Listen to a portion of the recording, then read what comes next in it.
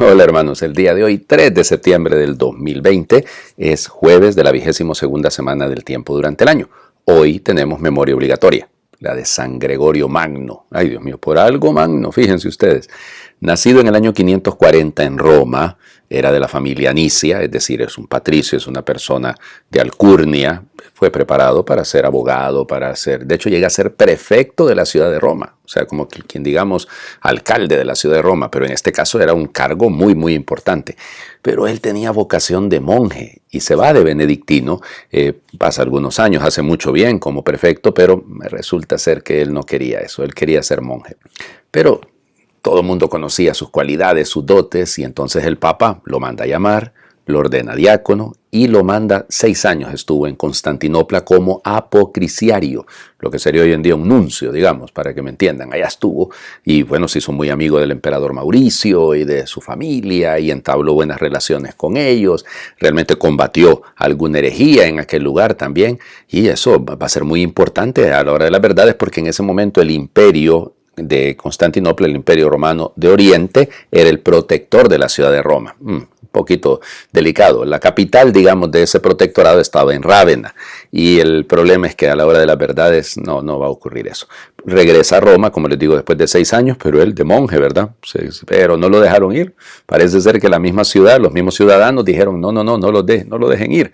En el año 590, el Papa Pelagio II, que lo había colocado prácticamente como su mano derecha, como su secretario, muere. ¿Saben de qué murió? ¿Y en qué murió? En una pandemia. Murió en una peste. Alguien me preguntaba en estos días que si había habido el caso de un papa que hubiese muerto producto de una pandemia. Sí, él es uno, Pelagio II. Lo nombran entonces a él, el pueblo lo elige a él como papa y va a ser papa hasta el año 604. Realmente hasta el 12 de marzo del 604. ¿Por qué se celebra el 3 de septiembre? Porque es el momento en el que asume precisamente el gobierno de la ciudad de Roma. Todo lo que hizo. Yo aquí podría pasarme un buen rato, pero realmente sí, a él se atribuye el nombre del canto gregoriano. Eso también es verdad. Luego sus escritos, sus cartas son interesantísimas.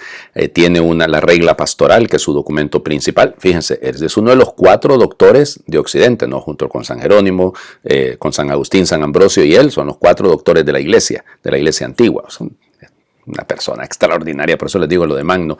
Detuvo a los lombardos que querían saquear la ciudad de Roma, logran un acuerdo con ellos. O sea, realmente es un hombre, ya les digo, que en todo, en lo político, en lo social, él es el que sostiene realmente la vida de la ciudad de Roma. La gente lo miraba, es que el poder político no existía en este momento. Por eso cuando empiezan con las críticas de que la iglesia era la que controlaba en la Edad Media, ¿cuál Edad Media, hombre? Revisen la historia del mundo en esta época. Si son un montón de reyesuelos y un montón de gobiernos por todas partes. A él se debe la evangelización de Inglaterra. Él envió a San Agustín de Canterbury a hacer aquella tarea. En fin, bueno, aquí me podía, como les digo, pasar un buen rato. Tenemos que orar y pedir por el Santo Padre. El día de hoy, además, el Evangelio nos va a hablar de Pedro. Entonces, como que se combina muy bien todo. Vamos a las lecturas. Primera de la carta a los Corintios, ya lo saben, capítulo 3, versículos del 18 al 23. Hermanos, que nadie se engañe. Si alguno se tiene a sí mismo por sabio según los criterios de este mundo, que se haga ignorante para llegar a ser verdaderamente sabio. Porque la sabiduría de este mundo es ignorancia ante Dios, como dice la Escritura. Dios hace que los sabios caigan en la trampa de su propia astucia. También dice, el Señor conoce los pensamientos de los sabios y los tiene por vanos. Así pues, que nadie se gloríe de pertenecer a ningún hombre, ya que todo les pertenece a ustedes. Pablo, Apolo y Pedro, el mundo, la vida, la muerte, lo presente y lo futuro, todo es de ustedes. Ustedes son de Cristo y Cristo es de Dios. Palabra de Dios. Te alabamos, Señor. Acuérdense que esto está ligado a lo que escuchábamos ayer, ¿no? Pablo, una de las razones, yo se los decía, por las cuales escribe esta carta a los Corintios, se supone que fueron al menos 4, esta debería ser la segunda realmente, pero bueno, igual. El tema es que esto es lindo, ¿no? Pablo les dice, óiganme, ya sí llegó allá Apolo con una gran sabiduría. No, hombre, ustedes vuélvanse necios a los ojos de este mundo. No son los criterios de la retórica, la oratoria. No. Todo les pertenece. Todo les pertenece. Ustedes no creen divisiones. Que Pablo, Pedro, Kefas en este caso, no, Apolo, todos somos de Dios, hombre. Aquí todos estamos contribuyendo. Aquí todos tenemos que aportar algo. Ay, cuánta falta nos hace, ¿no? En la iglesia, sí, en el mundo. Yo lo digo por mi país, tantas divisiones. Es una cosa tan dolorosa en una crisis como la que estamos viviendo y divididos. O sea, ¿cómo vamos a salir adelante de esta manera? Pero esa es la cobardía de nuestros líderes que lamentablemente solo piensan en ellos. Algunos de ellos, evidentemente estoy generalizando, pero no son todos. Pero eso es lo más doloroso, ¿no? O sea, ahí en la iglesia puede pasar lo mismo. Se arman grupos hasta dentro del clero. Se arman grupos a través de los movimientos. Este es mi grupito, este es mi parroquia. No, hombre. Esas inmadureces, todo eso es válido. Los carismas, todo. Tener amigos es legítimo. No, claro que sí. Pero a lo que voy yo es a generar una división. Nada de eso. El mundo, la vida, lo presente, el futuro. Todo es de ustedes. Ustedes son de Cristo y Cristo es de Dios, dice Pablo. Ahí quedémonos. ¿Seremos de Cristo realmente? El Evangelio es uno de los pasajes más bellos de este Evangelio, sin dudar. Lucas, capítulo 5, versículos del 1 al 11. En aquel tiempo Jesús estaba a orillas del lago de Genezaret y la gente se agolpaba en torno suyo para oír la palabra de Dios. Jesús vio 2 barcas que estaban junto a la orilla. Los pescadores habían desembarcado y estaban lavando las redes. Subió Jesús a una de las barcas, la de Simón, le pidió que la alejara un poco de tierra y sentado en la barca enseñaba a la multitud. Cuando acabó de hablar, dijo a Simón: lleva la barca mar adentro y echen sus redes para pescar. Simón replicó: Maestro, hemos trabajado toda la noche y no hemos pescado nada, pero confiado en tu palabra, echaré las redes. Así lo hizo, y cogieron tal cantidad de pescados que las redes se rompían. Entonces hicieron señas a sus compañeros que estaban en la otra barca para que vinieran a ayudarlos. Vinieron ellos y llenaron tanto las 2 barcas que casi se hundían. Al ver esto, Simón Pedro se arrojó a los pies de Jesús y le dijo: apártate de mí, Señor, porque soy un pecador. Porque tanto él como sus compañeros estaban llenos de asombro al ver la pesca que habían conseguido. Lo mismo les pasaba a Santiago y a Juan, hijos de Zebedeo, que eran compañeros de Simón. Entonces Jesús le dijo a Simón: no temas, desde ahora serás pescador de hombres. Luego llevaron las barcas a tierra y dejándolo todo, lo siguieron.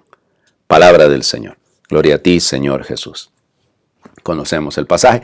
Miren, Lucas cuenta que ya conocía a Pedro. Acuérdense que ayer hemos leído la curación de la suegra de Pedro, o sea que ya había estado Jesús en su casa. Esto no es así una cosa como algunos piensan, fortuita, circunstancial. No, había un conocimiento previo. Y por eso Jesús tiene la confianza de decirle a Pedro: me voy a subir en tu barca, aléjalo un poquito de la orilla. Están repasando las redes. Aquí la traducción dice lavándolas. Es que están viéndolas a ver por dónde se les habían escapado los pescados. ¿Será que las redes tenían un gran agujero y por ahí se fueron los pescados, que no pescamos nada? Y nos pasa a nosotros también, que nos quedamos repasando los medios.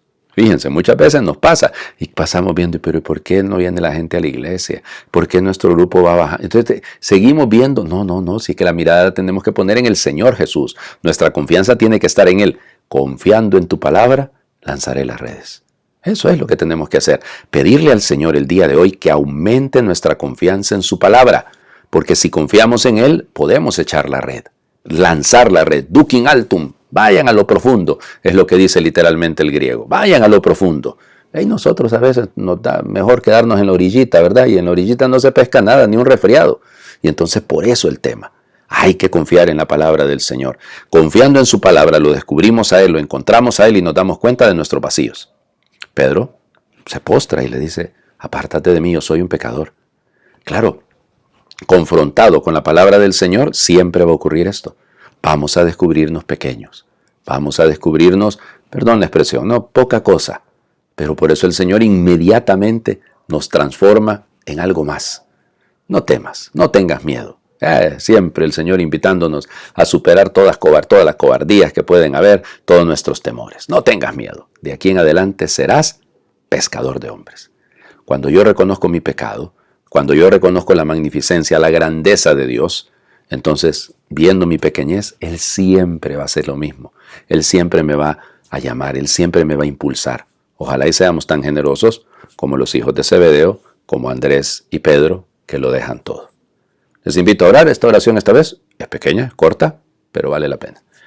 Hay que dejarlo todo en el seguimiento a Jesús. Primero se dejan las cosas, lo que se recibe heredado y viene grapado al apellido, lo que es fruto del trabajo y lleva nuestra huella. También hay que dejarse a sí mismo, los propios miedos con sus parálisis y los propios saberes con sus rutas ya trazadas. Después hay que entregar las llaves del futuro, acoger lo que nos ofrece el Señor de la historia y avanzar en diálogo de libertades encontradas mutuamente para siempre, que se unifican en un único paso en la nueva puntada del tejido. Amén. A mí me encanta eso, la nueva puntada del tejido, claro, piénselo, del tejido de la red. Sí, una nueva puntada, es una nueva realidad. Perdón, pues, que Dios los bendiga a todos, feliz jueves para todos.